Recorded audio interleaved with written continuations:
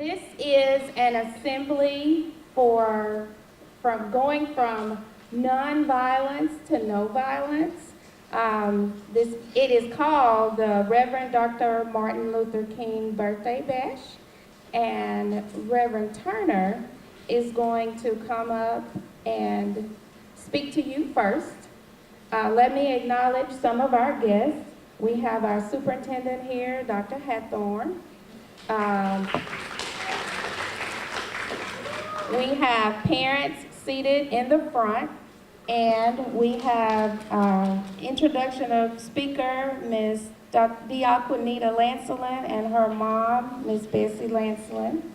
And then a few of your peers are on program, and you'll see them as they come up. Our homecoming queen is our guest speaker, and I know you'll give Sienna your full attention. Come on in, students. Mr. Turner, Reverend Turner, you can come on up.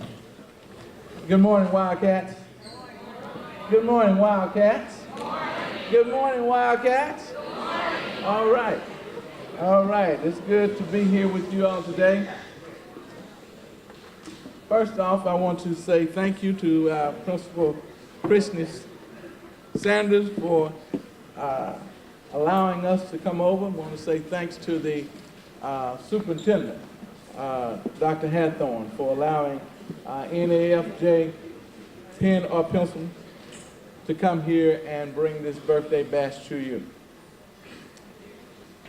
This is about the legacy of Dr. Martin Luther King Jr. But I do want to say this. Dr. King said, "The ultimate test of a man is not where he stands in times of comfort and convenience, but where he stands in times of challenge and controversy." We're celebrating this day exclusively this year to honor Martin Luther King Jr. But I do want to say this, that Governor Asa Hutchinson took a stand in controversy. Robert E. Lee, Confederate soldier, Dr. Martin Luther King Jr., a pastor's man of peace. All across the country, there were riots, there were demonstrations, and there were other things because governments were separating the Martin Luther King from Robert E. Lee. Or they were taking down, let me change that, they were taking down the statues of Confederacy. And Robert E. Lee was a Confederate general. So people got upset and they rioted and they demonstrated. But here in Arkansas, this governor thought it'd be good to separate the day. And so he separated Martin Luther King from Robert E. Lee. But the unique thing about this, there were no demonstrations, there were no protests. It all happened in peace. So this year, Martin Luther King gets the chance to have his day by himself, the federal holiday.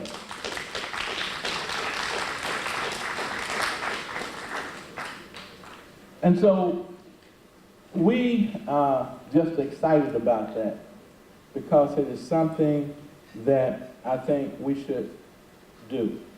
The holiday was signed into law by Ronald Reagan in 1983. He was a Republican. The Emancipation Proclamation was signed into law by Abraham Lincoln. He too was a Republican. So I say those things without the work of Abraham Lincoln, there would be no Juneteenth. Without Ronald Reagan, there would be no Martin Luther King Jr. holiday. So we just take time to thank all of those legislators, Democrats and Republicans, blacks, whites, who all came together to make this happen. And that's how we look at things. It's the people's work that we appreciate. And so we appreciate the governors taking us away from Alabama and Mississippi. It was Alabama, Mississippi, and Arkansas that celebrated the King Lee holiday together. This year we're leaving Alabama and Mississippi in the dust, and we're moving forward to do something that we should do. So I'm glad to be here today. Again, I want to thank everyone for you students for coming out. And we brought you something here, which are cakes. And amen. Y'all want some pen or pencil cakes? These cakes represents pen or pencil. Pen or pencil. Pen stands for penitentiary. Pencil stands for education. Y'all hear what I said? The pencil stands for education. The pen stands for penitentiary. Because if you don't get an education, you're on a fast track to go to the prison. And we don't want that. So I'm glad to be here. Those are my few words. And then I'll make some other additional comments later. But we want to push everybody towards education because that is the key to your success. Thank you all for being here, and I'm going to give it back into the hands of the principal. Thank you very much, Reverend Turner. We're ready to have our national anthem. Jasmine, you want to come on up? Oh, say, can you see by the dawn's early light what so proudly we hailed at the twilight's last gleaming, whose broad stripes and bright stars through the perilous fight o'er the ramparts we watched, with so gallantly streaming, and the rocket's regular, the bombs bursting in air, gave through the night that our flag was still there. Oh, say does that star-spangled banner yet wave o'er the land of the free and the home of the brave? I'm getting ready to play a song. I want everyone, even though I don't want you to stand this time, but I want you to pay close attention to what's going to show on the screen. Okay? Would y'all do that for me? Just pay real close attention of what's getting ready to be played. This represents the struggle of African Americans.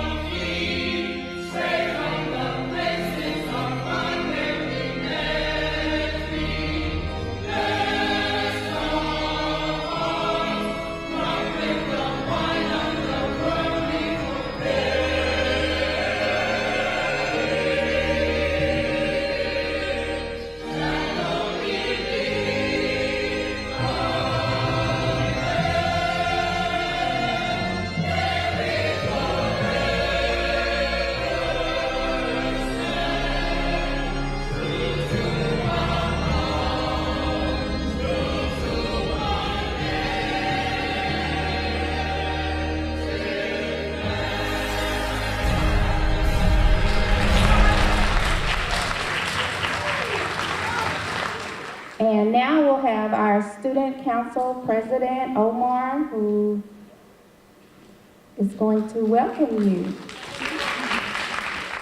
To Dr. Hawthorne, Ms. Sanders, all administrators, teachers, and all the student body of Watson Chapel, good morning. I'm your Student Council President, Omar Allen, and I'm pleased to welcome each and every one of you to the Reverend Dr. Martin Luther King Jr. birthday bash. Thank you for your undivided attention.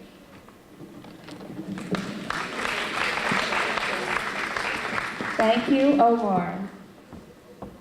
Okay, Ms. Taisha Fields is going to come and read a poem to you. Good morning. 1 Corinthians 13, 4 through 5. Love is patient. Love is kind. It does not envy. It does not boast. It is not proud. It does not dishonor others. It is not self-seeking. It is not easily angered. It keeps no record of wrongs. This poem I'll be reading is I Leave You Love by Mary Bennett. I leave you love.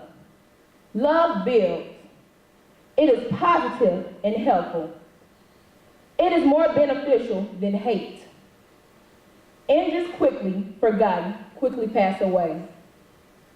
Personally and racially, our enemies must be forgiven. Our aim must be to create a world of fellowship and justice where no man's skin, color, or religion is held against him. Love thy neighbor is a precept which could transform the world if it were universally practiced. It connotes brotherhood, and to me, brotherhood of men is the noblest concept in all human relations. Loving your neighbor means being interracial, interreligious, and international.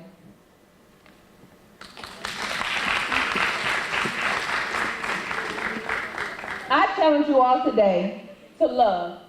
And as my pastor says, we love because we're loved. Great job. Thank you so much. Now it's time to introduce our speaker. And Ms. Lancelin will come forward and do that for us. Good morning. As a 2002 graduate of Watson Chapel High School, it gives me great pleasure to introduce Ms. Sienna Berlia Blunt. She is the daughter of Clifton and Karen Blunt, the granddaughter of the late C.L. Bradley and Ruby Bradley, and the late Lavert Blunt Sr. and Mildred Blunt. Sienna is a senior here at Watson Chapel High School, where she was named Homecoming Queen 2017. She is a very talented young lady that enjoys singing, playing the piano, cheering, assisting her peers with conversations and tutoring. Sienna loves praising God. She has a great passion for her church and her church family. She loves spending time with her family. Sienna has maintained a 4.0 GPA since the 9th grade. Please be attentive to her as she expresses information about from nonviolence to no violence. I present to you the beautiful Sienna Berlia Blunt. Good morning, everyone. I just want to first give thanks to PD, ICBR, and also to Mrs. Bessie Lansman for choosing me to be able to speak to you all about nonviolence and no violence. As you all may know, Martin Luther King Jr. was a man who used the power of words and acts of nonviolent resistance, such as protest, grassroots organizing, and civil disobedience to achieve seemingly impossible goals. I always say that nonviolence is not the weapon of the weak, it is the weapon of the strong. In our generation, we tend to believe that if a person doesn't fight back or retaliate, then they are considered as weak. But in reality, they are strong. Nonviolence isn't an act of weakness. We have to realize that some things are just not worth dealing with or getting worked up about. and that's where maturity comes in. I believe that drama is one of the top causes of violence in our generation. There are many different types of drama, but one that really sticks out to me is the he say, she say drama.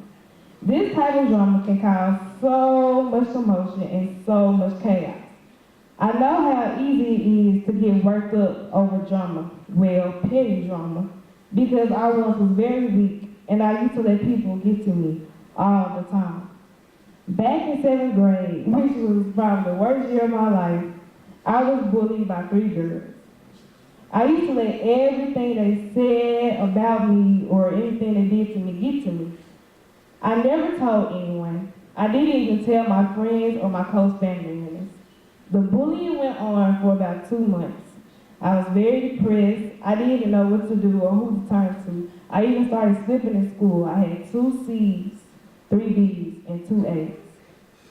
So as always I did, I kept it to myself until the girls took it to social media. At this point, I was very frustrated, and I even had the nerve to say I wanted to fight. If you knew me back then, I was sweet Sally. I didn't know how to fight, didn't know what I was fighting. And, yeah. So I kept it to myself, and I was going to fight. I came into school. I had the plan to fight, and something told me to tell my mama. If you know my mama, then you know that was probably not the best idea. My mother. My mama was very frustrated. She wanted to put matters in her own hand, and I told her, Mama, please do not do that because some girls are going to beat me up. So she said, I'm not going to do nothing. She ended up going to the police. When she went to the police, they handled it, but after a while, the girls came back. The girls they were mad at me because I told my mama. I was mad at my mama. So after this point, I said, I'm just gonna have to take matters in my own hands. And I realized that bullying can truly cause a person to be violent. And I am a living testimony. So if you are getting bullied, just know that bullies just want to see you being bothered. They want to be relevant, and they just want to feel as if they have control over your life. But you have to show them that that is definitely not the case. Now let's get to another real problem, which are haters. A hater is a person that simply cannot be happy for another person's success. We've all had at least one hater so far in our lives. Through violence, you may murder the hater, but you do not murder the hater. In fact, violence increases hate. A hater will do anything to see you fail and not succeed. And when I say anything, I mean anything. I once was told having haters means you're doing something right, and I still believe that to this day. But you cannot let a hater bring you down. Now, for just 1 minute, I want to talk to the young ladies in this room. It really bothers me when I see girls fighting, arguing, or anything of that nature, especially over nonsense such as no good boys, jealousy, and so many other things. But as young ladies, we have to raise our standards and know our worth. And also as young ladies, we should build each other up and not tear each other down.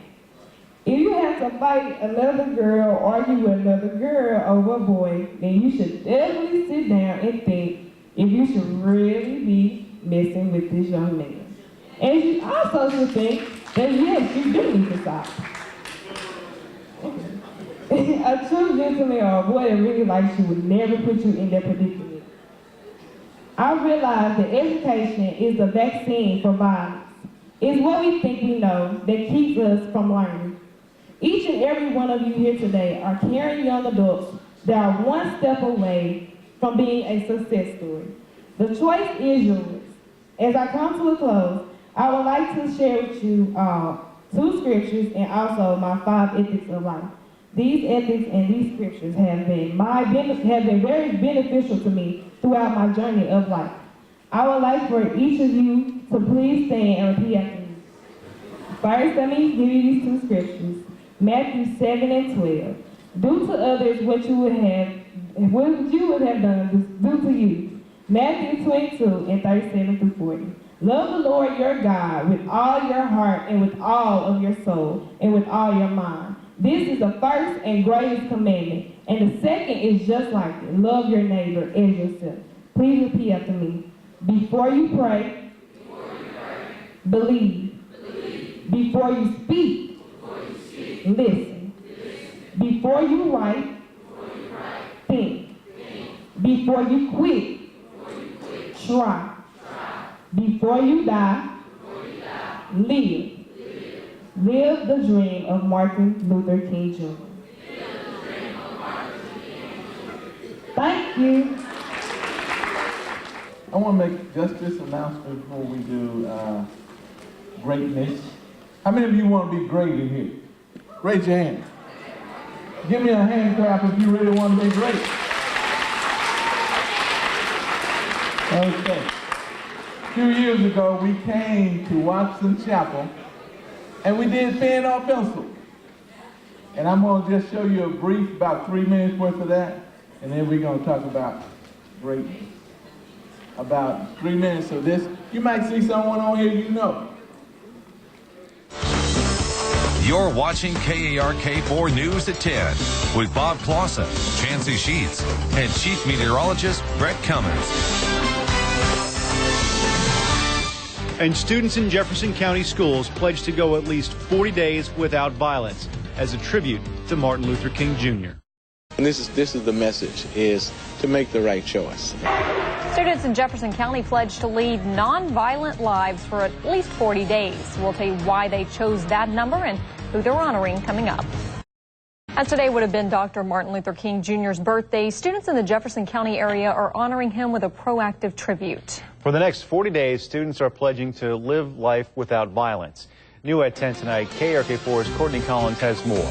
Courtney, why 40 days? Well, Bob, because Dr. King was shot 40 years ago this April, students from Watson Chapel, Pine Bluff, Whitehall, and Dollarway are pledging to boycott violence for 40 days. But school officials hope this exercise will help kids make good choices for much longer than that. Thank you, students. Thank you. Believe it or not, the kids at Watson Chapel High School are ready, even excited to boycott violence. And some of them have their own ideas about handling problems without using your fists. Get involved in something that you like to do instead of going in the streets trying to make money or hustle or anything like that. Really get involved. That's the main thing. Just sit down and talk about it, really. Just try to have a conversation, civilized conversation, because, we are young adults. When today's speakers asked these kids how many of them knew someone in prison, lots of hands went up, which is why this exercise is called a bus boycott. So what we're trying to do is get them to make the right choice, good choices, so that they won't take that bus to prison, but they'll take the bus to the school. Today's speakers spoke about choosing the pencil, education, over the pen, more plainly the penitentiary, a message they say needs to be heard all over the state, but especially in Jefferson County. And particularly here, because here a few days ago we just had a young man killed, was about 17 years old. And even though 40 days without a fight is certainly a challenge, students say they're ready to take it. It will be hard, I'm not saying that it wouldn't be no arguments, because it will, but we can at least try as a community. Now, this challenge kicks off on Martin Luther King Day. After the initial 40 days, students will try to continue this movement of nonviolence through April 4th, the day Dr. King was killed. Live in the newsroom, Courtney Collins, KARK4 News. 40 days could turn into 80 and so on and so on. Hopefully. Courtney. Thanks very much. Okay. 40 days. Now, everyone said, there were a lot of people who said they wanted to be great. You want to be great. And I believe in each one of you. And I believe all of you all can be great. I don't believe that there's no bad student. I think all of us, like myself, I needed some wind beneath my wings. And so I got that. So as he gets ready to show you greatness, I'll tell you one thing. When I was in the 7th grade, as he gets ready. When I was in the 7th grade, I decided I did not want to go to school. And I didn't go. I didn't go to class. guess what? I got kicked out. But then I loved to play basketball. And my coach told me, he said, son, if you want to play on this team, you got to go to class. So I started going to class. But guess, if you are bad, if you're doing things wrong right now, you can get your life together. Because right now, I have letters from George Bush, President Clinton, President Barack Obama, and George W. Bush. I went on to New Hampshire to get my master's degree in community economic development. So I'm telling you, right now, you may be doing some things that's not bringing those grades up, but you can change that. But it's all within you. You got to do that. Nobody else can. So to be great, you can do the same thing that they're going to talk about here. So if he can show that video for you, it's about 2 minutes long, and then we're going to turn it back over into the hands of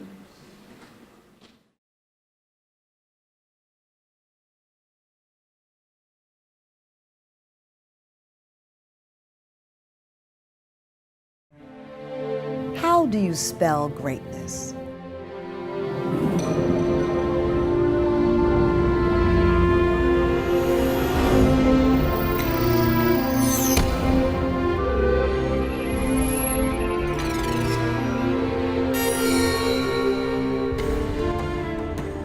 G is for goals, and we all know about famous men with goals, like Dr. Martin Luther King Jr. But perhaps less well known are the hundreds of sailors and civilians who died in a munitions explosion. They died at Port Chicago Naval Magazine in 1944. Their sacrifice helped desegregate the United States Navy. R stands for Rosie the Riveter, a symbol of gender equality.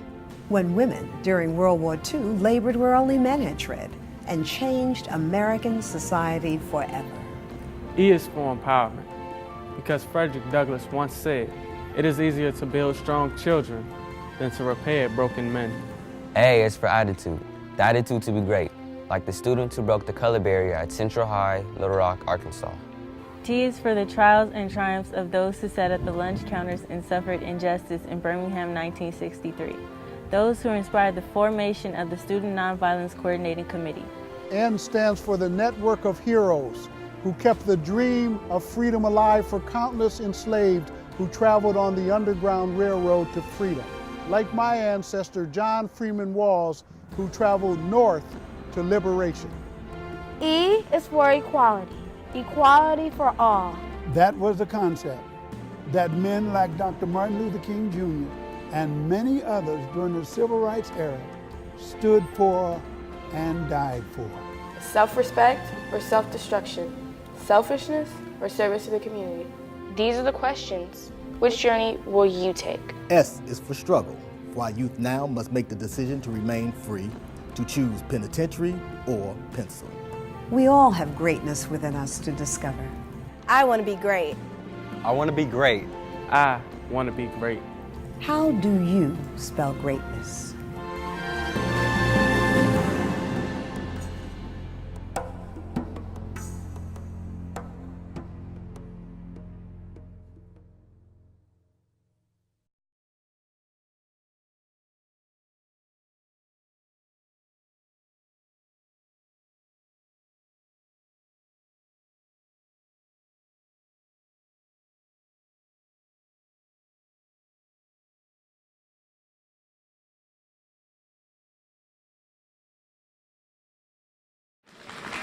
Okay, just one more round of applause for this great program.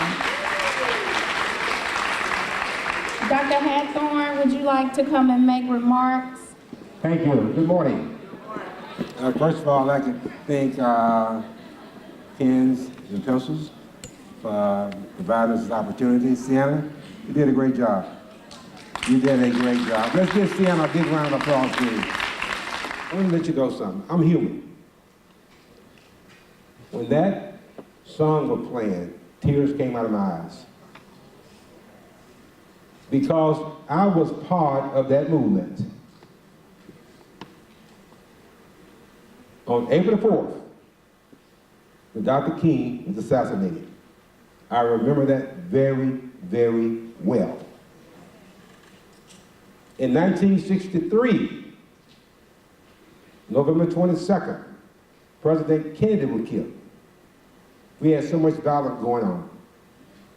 February 21st, 1965, Malcolm X was killed. We kept fighting. We kept fighting. Dr. King held us back. Then on June the 6th, 1968, Bobby Kennedy was killed. President Kennedy's brother was killed. Students, I'll look at you when I was standing there, and you know how much I care for you. I'll look at you. You have so much ahead of you that you can do, but you have to make the right decision. You have to make the right decision. Now, this pen and pencil organization, if you go back and look at the data, and I've told you this before, people in the penitentiary, the average grade level that they're reading on is the 7th grade. That's why when I come in the classroom, we talk about that. We don't need to fight. We need to read. We need to read, people. And we can do it. Reverend Turner said something a few minutes ago. He said he believed in you. We believe in you. The staff here at Watson Chapel believe in you. You have to believe in yourself. We will not back down until all of you all graduate. All the administrative team, all the teachers, we have pushed, and pushed. It's now it's up to you. We will not give up on you. We will not give up on you. Another thing, I want to thank you, student body. You did a great job today. Nobody was yelling out, screaming, acting out. I think this part of what Watson Chapel is all about. I don't think we could have had this at another school system and it been this attentive. You all did great. We love you for that. This is what we're supposed to do. It's all about the chapel spirit. Thank you so much. Appreciate it.